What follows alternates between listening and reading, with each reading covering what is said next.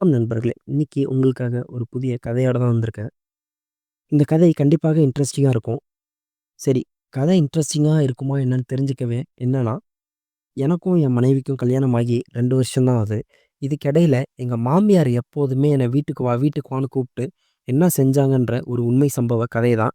இந்த கதை கண்டிப்பாக இன்ட்ரஸ்டிங்கா இருக்கும் ஃப்ரெண்ட்ஸ். ஸோ லாஸ்ட் வரைக்கும் ஸ்கிப் பண்ணாம பாருங்க. நம்ம சேனல சப்ஸ்கிரைப் பண்ணாதவங்க சப்ஸ்கிரைப் பண்ணிட்டு போலாம். சரி வாங்க வீடியோக்குள்ள போலாம்.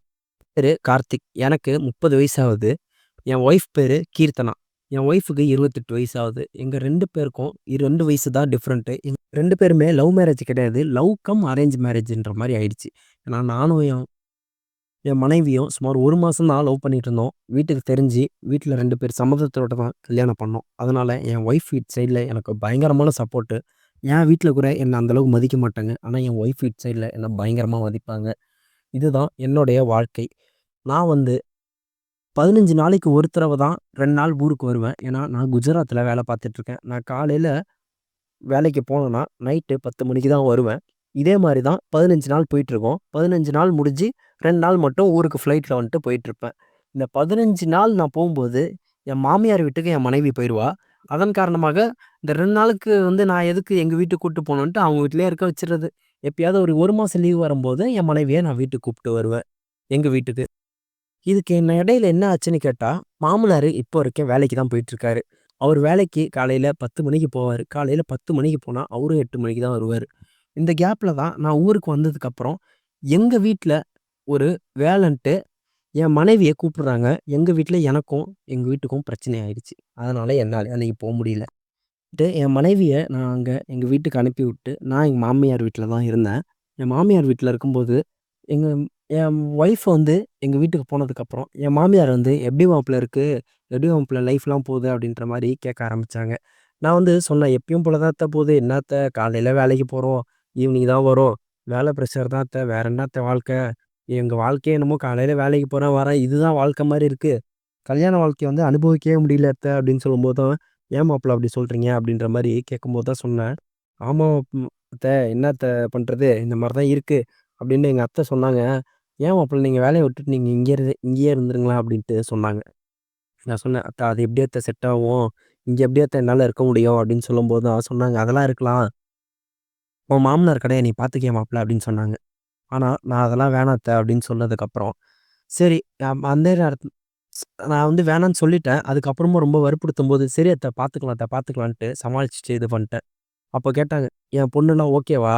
என் பொண்ணு உனக்கு தகுந்த மாரி இருக்காளா?" அப்படின்ற மாரி கேட்டாங்க. சொன்னேன், "எங்க அத்த உங்க பொண்ணு ஓகே. தகுந்த மாரிலாம் இல்ல அத்த" அப்படின்னு சொல்லும்போது, அவங்க "ஓ! அப்படியா?" அப்படியான்னு எல்லாம் கேட்டுக்கிட்டு, என் மனைவி வந்துட்டாங்க. அதனால அவங்களால அதுக்கப்புறம் எதுவும் பேச முடியாத காரணத்தினால, என்னாலயும் அவங்ககிட்ட எதுவும் பேச முடியல. நான் திரும்பி குஜராத்துக்கு கிளம்பிட்டேன். நான் கிளம்பும்போது எதுவுமே செஞ்சு தராத எங்க அத்தை, எனக்கு ரொம்ப பார்த்து பார்த்து முந்திரி, திராட்சை, பிஸ்தா அது மாரிலாம் செஞ்சு என்ன அனுப்பி வச்சாங்க. நான் அங்க போனதுக்கு அப்புறத்துலருந்து எனக்கு டெய்லி 3 மணி நேரமாவது ஃபோன் பேசுவாங்க. "எப்படி மாப்பிள இருக்கீங்க? என்ன பண்ணிட்டு இருக்கீங்க? எப்படி இருக்கீங்க? என்னதான் இப்ப சாப்பிட்டீங்க? இந்த மாரிலாம் சாப்பிட்டீங்களா? நல்லா இருக்கீங்களா? உடம்பு பார்த்துக்கிட்டீங்களான்னு?" ரொம்ப வழிஞ்சு வழிஞ்சு பேசிட்டு இருந்தாங்க.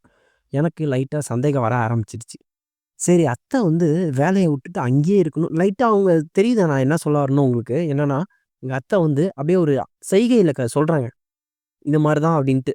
ஆனா, அத நான் புரிஞ்சுகிட்டு தான் ஆவணும். ஏன்னா, எனக்கு வேற வழி இல்ல. சரி நான் வந்து அப்ப தெரிஞ்சுக்கிட்டேன். சரி அத்தை வந்து இதுக்கு தான் அடி போடுறாங்க. சரி பார்ப்போம் அப்படின்ட்டு, நானும் எப்பயும் போல கேஷுவலாவே விட்டுட்டேன். அன்னைக்கு ஒரு நாளு சொல்ட்டாங்க.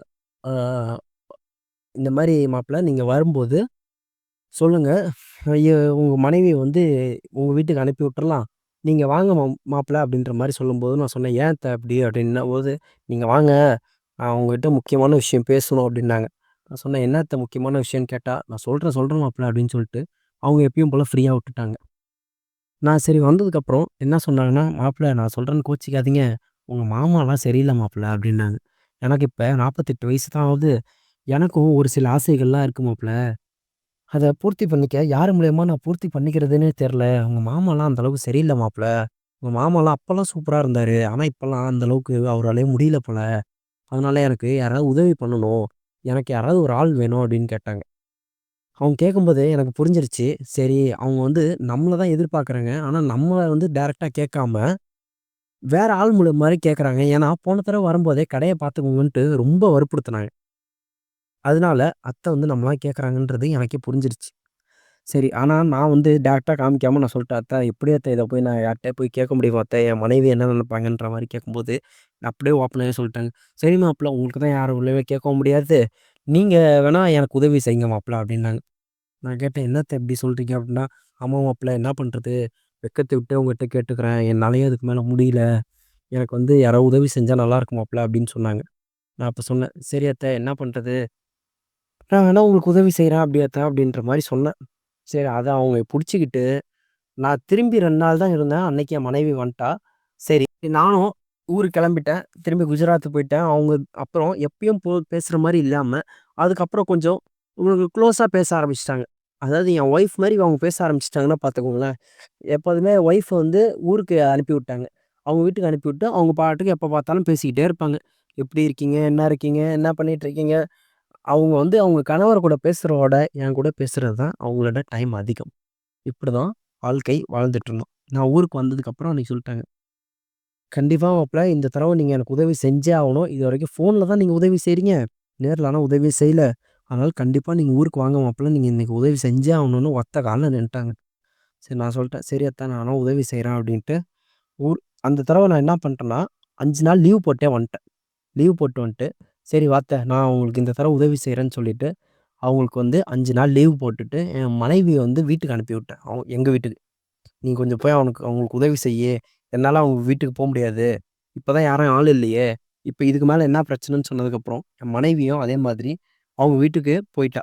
போயிட்டு அவங்களுக்கு, அதாவது என் ஃபேமிலிக்கு வந்து உதவி செஞ்சுட்டு இருந்தா. அப்ப உதவி செய்ற அதே நேரத்துல, எங்க அத்தைக்கு நான் உதவி செய்ய ஆரம்பிச்சுட்டேன். நான் என்ன சொல்ல வரேன்றது உங்களுக்கே புரியும். அதாவது எங்க அத்தைக்கு நான் உதவி செய்றேன். அவங்க எனக்கு உதவி செய்றாங்க. இப்படிதான் எங்க வாழ்க்கை ஆரம்பிச்சது.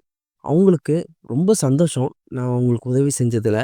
அவங்க சொல்றாங்க, "எனக்கு இந்தந்த மாரிலாம் உதவி செய்யணும்." எனக்கே ரொம்ப ஆச்சரியம். என்னடா இது, இவங்க பொண்ணு இப்படி இருக்காங்களே, இவங்க என்னன்னா வித்தியாச வித்தியாசமா உதவி கேட்கறாங்களே! நம்மளையும் வித்தியாச வித்தியாசமா உதவி செய்ய சொல்றாங்களே! அப்படின்றது எனக்கு ரொம்ப ஆச்சரியமா இருந்தது. ஆனா ஆச்சரியமா இருந்தாலும், எனக்கு அத வந்து ஆராய மனசு இல்ல. அவங்களுக்கு என்ன தேவ? எனக்கு என்ன தேவ? அவங்க வந்து சந்தோஷமா இருந்தா எனக்கு அது போதுன்ற மாரி நான் நெனச்சுக்கிட்டேன். அவங்க வந்து அதுக்கப்புறம் ரொம்ப ஹேப்பியா நடந்துக்கிட்டாங்க அவங்க ஃபேமிலி கூட. அதே மாதிரி திரும்பி 3 நாள் ஆச்சு. திரும்பி 2 நாள் என் மனைவி வந்து இங்க வந்துட்டா. எனக்கு வந்து இதுக்கு மேல உங்க வீட்ல இருக்க விருப்பம் இல்ல. நீங்களே வந்தது 5 நாள் தான். 3 நாள் நான் உங்க வீட்ல இருந்தா என்ன பண்றது? அப்படின்னு சொல்லிட்டு வந்தா. அதுக்கப்புறம் என் மனைவிக்கும் நான் உதவி பண்ணேன். அவளும் எனக்கு உதவி பண்ணா. இதே மாரி போச்சு. அதுக்கப்புறம் நான் திரும்பி ஊருக்கு போயிட்டேன். எங்க அத்தை ஃபோன் பண்ணுவாங்க. என் மனைவி ஃபோன் பண்ணுவா. இந்த மாரி 2 பேரையும் மாத்தி மாத்தி வச்சு எப்படியாவது பொறுமையா பேசிட்டு இருந்தேன். திரும்பி ஊருக்கு வருவேன். 5 நாள் லீவ் போடுவேன். 3 நாள் அத்தைக்கு உதவி செய்வேன். 2 நாள் என் மனைவிக்கு உதவி செய்வேன். இதுதான் நண்பர்களே. இது மாரி தான் என்னோட வாழ்க்கை ரொம்ப சந்தோஷமா நான் வாழ ஆரம்பிச்சுட்டேன். எனக்கு புடிச்ச மாரியான வாழ்க்கைய நான் வாழ ஆரம்பிச்சுட்டேன். ஓகே நண்பர்களே. இந்த வீடியோ அவ்வளோதான். இந்த வீடியோ புடிச்சிருந்தா லைக் பண்ணுங்க. நம்ம சேனல புடிச்சிருந்தா சப்ஸ்கிரைப் பண்ணுங்க. அடுத்ததா ஒரு நல்ல கதையில சந்திப்போம்.